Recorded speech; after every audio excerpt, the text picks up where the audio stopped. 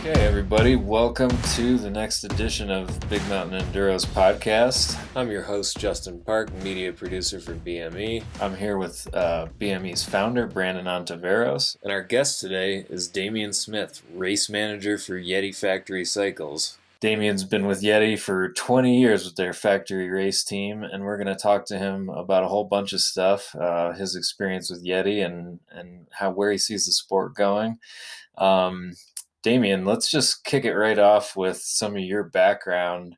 How long have you been involved in mountain biking? I know you said you were into moto and came to mountain biking kind of late. So just give us a sense of your history with mountain biking and how that transitioned into your work with Yeti for 20 years. Yeah, growing up in Oregon, it was all motorcycles for me. Back home, honestly, it was if you rode a bike, it was because you had DUI. So I never, never was that guy. But then I got a little older and started traveling, and just hauling around a motorcycle wasn't really an option. And discovered mountain biking, a lot easier to throw in the back of the van. And after traveling around for a year or so, I ended up in Colorado, and I worked at a ski area, actually, Winter Park. And during the mud season, all the ski shops shut down and bike shops started opening up. And I discovered what I didn't know, full suspension mountain bike looked like a motorcycle, and pretty much got one, had to. And I just thought you'd bomb straight down the hill. That wasn't the case. Winter Park kind of opened up their trails and everything, and realized it was, just like riding a motorcycle, except that you couldn't go as fast, but that was fine with me. That's the reason why I was getting away from it. So I started racing, and I was lucky enough to, after first year of riding, getting on Keith Darner's RPM race team. At the time, it was Yeti's kind of first developmental race team that kind of partnered and worked closely with them. Nice. See, I mean, man, so you've been around the sport for a long time, and one of the reasons we wanted to have you on, and Brandon can probably cue this question up better, but I mean, you've seen the evolution of enduro. I mean, you started out in DH, and you've seen enduro sort of come out of that. Did you think? Well, let me let Brandon tee that question up because he's a lot closer to the history than I am. Yeah, Daming, having come from a downhill background and being involved in the sport for 20 or more years, do you like the current state of where enduro is at, and would you like to see any changes or progression to the discipline itself? And kind of give us your take on the sport and the progression from downhill and gravity to where enduro is in current times. Enduro racing, I mean, from my earliest recollection of it was the Super Ds. It was more of a thing where after the downhill race or the four cross race, you would do this mass start, kind of bomb down the hill all at the same time. Fun event that was just, even if you're tired after your race, it's kind of something you did for fun. But then as it got more organized, and it turned it into kind of point to point enduro stages and all that kind of good stuff. I see it now as it's almost kind of making another split. I feel like with trans racing being kind of maintaining that like longer format, multiple stages, and the enduro that, Big Mountain Enduro and EWS is doing right now is really focused on, just the racing part of it is, shorter stages. It's kind of almost mini downhills. And I feel like a lot of that kind of fighting to keep like, hey, this is also an endurance thing. It's not just a bunch of little short downhills. And it's been a blend of that. Nice. I A follow up to that. I mean, you're dealing with youth racers and you're interacting with all these Yeti racers. what are those guys excited about? What gets them out of bed in the morning to train? You know, what are the obviously everybody's different. Some people come from DH backgrounds, whatever, but what do you see the racers being drawn to when you guys are planning out your schedules? I think that's enduro is there's so many different courses, stages, events. I mean, even in one race, and each person can find something that is they're excited about that they know they can do well. And each rider, I mean, you look at this is kind of this is, European tight, janky corners. This is, Richie fast, high speed. This is Sean dry, loose. And so everybody has their own thing that they're kind of really excited about. Some people wet, rooty, slippery. It's just there's an opportunity for so many different racers to do well, and I think that's why the fans love it because one day, you're always going to have your top guys that just do well in everything, and that makes a great all-around rider. But even that, local hero, underdog, somebody that just excels in certain places, they can look forward to getting up there and trying to race against the best. Obviously there's a lot of diversity still in enduros. You mentioned the trans races and the big BMEs and the EWSs all sort of have their own unique twist to enduro. Where do you think we're going to end up? Do you see anything on the horizon that's going to be like the next evolution of what enduro is? Yeah, I see. The influence now, the UCI. I feel like racing at its top level. That's something that just is going to happen. Getting them involved and more organized and having a tiered system. That kind of racing, I feel like it's going to take a little bit out of it for a lot of people that just kind of wanted to come to those local races and race. But it's something that needs to happen with the highest level of racing. Knowing that you go to a race and this is what you pay for and this is what you expect and this is what you get. It just the highest level, like that's all they want to focus at is the best, bringing the best, making the best courses. I see that happening, and I feel like that split is gonna maybe somewhat deter some people. So that's why I feel like there needs to be a place for that, more of a regional grassroots racing. But it has to be that a stepping stone for the people that come out of that to want to get to that next level. And if it's not for them, then they can kind of peel off and there's something for them. That's why I feel like so many people got into enduro racing because it was, fun. It wasn't racing, you're racing with your friends. It was not as serious. I want to talk about your role at Yeti because you deal a lot with the younger riders and grooming that next crop of riders through the Yeti team. Talk to us about what that looks like, your sort of day to day and what you're doing with these riders and how you're preparing them to be sort of the next generation of enduro riders. Um, yeah, it's for me that's my number one. I feel like creating that pipeline of junior riders up to top professionals.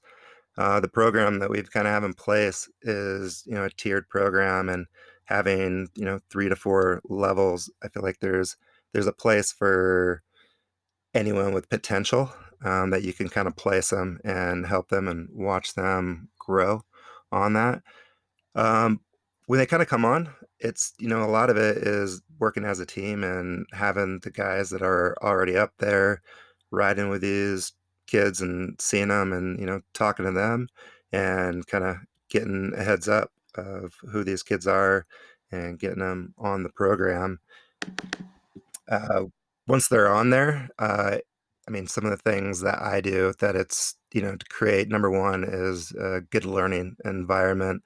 I mean, because I feel like that's key. I mean, you're going to have Richie Rudes and, Lauren Bingham's that are, just Richie's been there, he's done that. He's been a 15-year-old kid on the program and has worked his way all the way up and at the top. And Lauren's just coming on and there's a lot for her to learn. And so I just kind of want to get these riders together, help them learn from each other. Some of the things I like to just strip everything down, make it super simple for these guys and gals to focus and learn. Just take away the stress of dealing with, sponsors, gear, equipment, uh, anything I can do to help reduce pressure that they kind of have and distractions. Just make it a great learning environment for these kids. That kind of leads to my next question also. I mean, everybody knows the huge names that have been part of Yeti, from John Tomac and Miles Rockwell, Voorhees, Jill Kittner, Gwynn, Graves, the list goes on. But touching on Richie a little bit, and now having Jared Graves re-sign with you guys, tell us a little bit about that relationship. Let's say when early on, when Jared was winning world champs, being an older ish racer, and Richie was new, coming into enduro, and kind of how that mentorship evolved. Yeah, it's kind of it's a very hard balance. I mean, with Jared and Richie, it's kind of really preparing and mentoring, having something set up that they just work well together. It's nothing that's forced at all. And I think that's kind of part of the key there. And when Jared was on the program and Richie came on, and there was a group of other up and coming riders that were on the program at the same time. Um, and Jared's an open book. You ask him questions, help. He's always willing to help, but kind of like me, just have a high expectation. Like if I'm going to help you, then you need to put in the work and do that. And it was really clear at a early age or early stage that Richie was just sucking it in, taking everything and just processing it. And I mean, even though super quiet kid, you couldn't really tell what was going on, and even if you asked, you wouldn't get an answer. But it became clear that he was really taking advantage of everything that Jared had to offer, and it became clear, to Jared and us, the team. And so having those two together as much as possible and working with each other and encouraging them to, then expand on that. At one point, Richie, spent the whole off season, Australian summer, our winter in Australia, learning from Jared.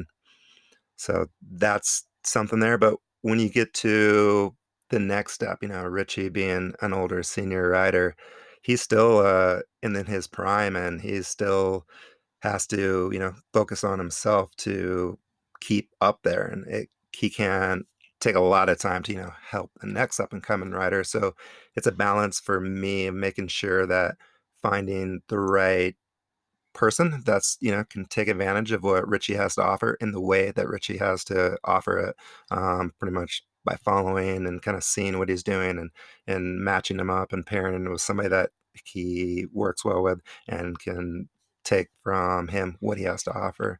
And so that way, because I mean, Richie right now is still, he needs to stick to his program, focus on that so he can get back another title. Yeah, for sure. How do you look at the interplay between the changes in the bikes and the changes in the racing, and how do those two inform each other? Obviously, you guys as a team are talking to the designers and things like that. Just talk to us about those sort of interacting feedback loops and how that works, at least in your company. Yeah, I mean, it kind of starts, I'd say, going back to day one at Yeti. I mean, they're building bikes for racing, and that's like something that their company is, based on. And so, still to this day, it's like it's a big thing to make sure that we're building bikes for riders, and we feel that if a bike is good enough to win on, then it's going to be good enough for the public and the consumer, with a few tweaks and twists here, but racing really drives that. I mean, even all the way into our apparel, with Enduro, the race team has been there and really helps with that. I mean, we got smart engineers that can create something, make sense on paper, giving it to a rider, and then they can really help them tweak and twist, make sure that their thoughts are exactly what they wanted. And then a rider has really good feedback, and like they know the bike, and so sometimes younger riders can't convey that, But that's where we really use our mechanics to kind of help get that out of them of what they're feeling, what isn't working, and then just relaying that information back to the engineers. And those guys are, you know, they know that these guys are the best, and they need good product to win on, and so they're open ears and really kind of take to heart what the racers are saying and what they're wanting, and then it's just a balance with that. The On the other side too, the durability, the testing that these riders can put a bike through in a few short months is, what a lot of people a whole season of riding a bike. So when we get stuff, it just amplifies this real world testing in a short amount of time. So if we see anything that's like we should get on top of that, it can be addressed pretty quickly. Enduro has kind of been the hot craze the last 8 plus years. It's definitely turned into a gravity fueled all mountain focus. It seems like the bulk of the bikes that people are purchasing these days are all mountain trail bikes. But aside from those stats, do you see a downhill making a comeback at Yeti? And would you like to see a downhill team formed?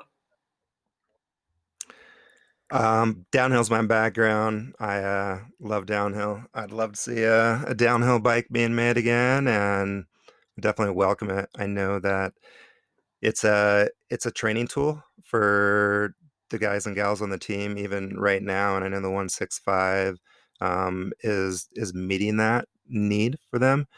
But honestly, at the end of the day, I mean, we get behind our riders, and when we made the jump to enduro fully, I mean, it was all Richie. I mean, Richie just come off a a junior world championship, and I was like, "There's no way that he's going to want to go to enduro. He's a junior world champion downhill." But that's what he wanted to do, and that's what we did. And if Richie um, wanted to start racing again and do some downhill, then we would make it a priority to support him in that. And I could see, yeah, getting the bike and the team together, something for our riders. That's what we build it around is the riders. So Touching on the COVID stuff, what are your goals for the year as team manager? Especially with no racing on the calendar, how have you guys pivoted? How are you making the best of this? I've been really a hopeful. I think every day I feel like I get up and it's like, oh, things are going to be better. I think they're going to not cancel events. We're going to be racing. And I just look at that first race date and think, all right, this is the plan. Like, and it's been changing. So I've constantly been changing. But first of all, for the riders, I just really making sure that those guys are all staying safe and being smart out there. Um, a lot of that is on social media. I know just that's kind of riders, they posting and making sure that they're kind of doing the right thing. I know the training wise, everyone's really dialed in on their program. I think being at this level and being a professional, everyone's dialed in. So that's not a concern or issue. Those guys and gals stay on it. Um, but for me, making sure sponsors are happy and sorted. The guys and girls are doing what they can do, and they know they all want to get out there and ride. And so when racing is upon us, that they're going to be ready to go. It's a little different for each rider where they're at in their situation. Jared's over in Australia now, great weather, but it's going into winter, so his things are changing. Richie kind of has the opposite. It's been a little bit of a long winter on the East Coast, doing a lot of indoor training. So as things change, it's a constant change right now. We're at a really big turning point right now where I think North American racing should be pretty close to be upon us. Things are loosening up, more riding to be had. So I honestly am just number one is making sure the riders are safe, and I know they're prepared as well as they can. They've done what they needed to. Tell us a little bit about the recent signing of Jared Graves back on Yeti, how that came to fruition, and before COVID, what the plans were for Jared in racing, and Kind of talk to us a little bit about that. I'm sure the audience is curious. Jared is obviously a class act. He's one of the best riders in the world, and he literally just defeated brain cancer, which I give him huge props for. But talk to us a little bit about how you guys signed Jared back on and why, and what his plans are moving forward with Yeti in the company. Okay, yeah. Yeah, he's been on the team since, day one. We were actually buddies, riding partners when we stayed at Keith Darner's ranch. So we've been on the team for a long time. Had many ups and downs, but in the day, we've learned a lot from each other. And so I've always had a vision of how he was going to adapt and evolve as a rider onto the team and program as he backed away from racing. Um, and then when he left to Specialized, it was a bummer. And honestly, me and him started talking very early on after he left about kind of coming back, and it took 3 years to make it happen, but it's always been in the back of my head, this is the plan, and getting him here, and super pumped to have him back. His main focus is getting healthy and riding, and now that that's kind of out there, he really wants to race still, and he still has some stuff that he wants to do racing wise. So we're supporting him with that. Um, but he's also a really, he saw how the development of Richie and how he helped there. And he has the same, he can do the same with other riders. And so that's kind of part of bringing him on. The testing, I mean, he knows the feel of his bikes, what he likes, durability. He's always riding. He doesn't spend a winter at home. Well, this winter he might be, but he is constantly on the bike. So the testing wise, the mentoring, his years of racing, riding, training, he has so much to give. So that's like one of the big things for me to having him back on the team is that he has so much to give and help develop new riders coming through. Yeah, what were his plans as far as attending races or being more selective? Yeah, that was one of his requests that he definitely wanted to do some BME. Is like he enjoys those races. All the world guys do. I mean, that's the one stop that they're just like, yep, we want to do some big mountain enduros. That's a great place to relax atmosphere, do some riding and racing. Um, so yeah, that was definitely on Jared's schedule. He wasn't going to do the full EWS. Uh, it worked out that the first two rounds were early enough and nothing was going on, so he was looking forward to doing those. We were bringing the full team together, some of the national riders, and all kind of having it as a kickoff. So he was going to start there, and that was going to be let's see where things go from these first two. There was a few other events that he wanted to do that were other trans races that were kind of showcasing some of his skills. That it's just not enduro; it's more distance riding. So he was just gonna. That was kind of the plan initially, and a few other marketing promotional events. So What is your most memorable race experience being at Yeti, whether it's back in the day or current times? I'd say the most memorable one was the Big Mountain Enduro that was the EWS in Winter Park. It was we just came out with the SB5, and I think that was Richie's first podium, or he was like second place, and then Jared won, and he was on a Proto SB6 at the time. Yep. Whole company was there. It was yeah, it was a great event. I mean, it was Joey came back to do some racing and ended up in, I think it was the top 10. And then being having a race that's so close to Yeah. home, and that's where I started out downhilling back in the day. I mean, it all kind of came together right there. So that event was quite a memorable one for me. All right. Last question I have. You guys have been, evolving the bikes every year, and a lot of it stems off your racing programs and the athletes and product testing. It seems like a lot of the guys are on the 150, the SB 150. You guys came out with the 165 this year as well.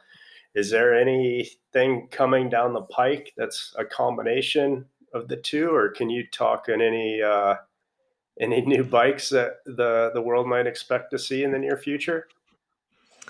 Oh, I wish I could. I feel like when I find out a little something that it's really hard to keep it to myself, so they don't tell me a lot.